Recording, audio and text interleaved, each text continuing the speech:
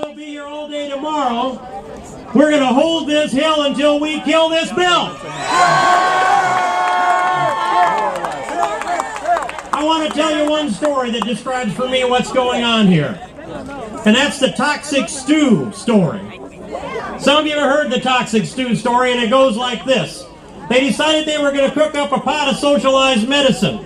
And so they set the pot on the stove, and then they looked around for a soup bone that had some meat on it, and they reached back off that old shelf of Hillary Care and found that old soup bone with tainted meat on it and dropped it in the pot.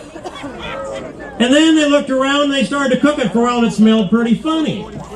We knew it was socialized medicine. The American people didn't want a taste of that toxic stew. So what did they do?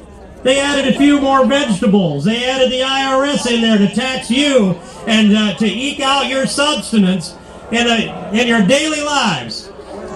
17,000 IRS agents, $10 billion worth of your tax dollars just to fund the IRS going into your kitchen and deciding if your health care is good enough to meet the demands of the federal government.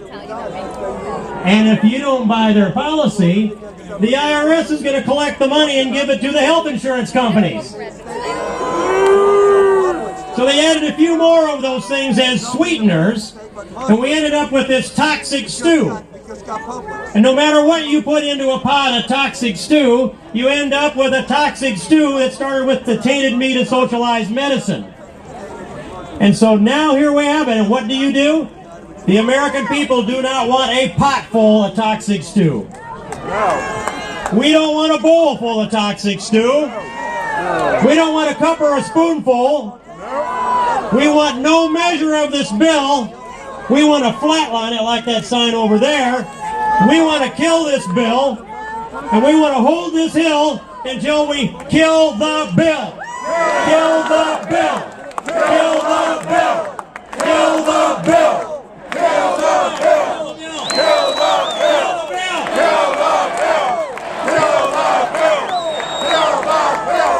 Not only is he a great leader, he's the person who went to the Capitol Police to make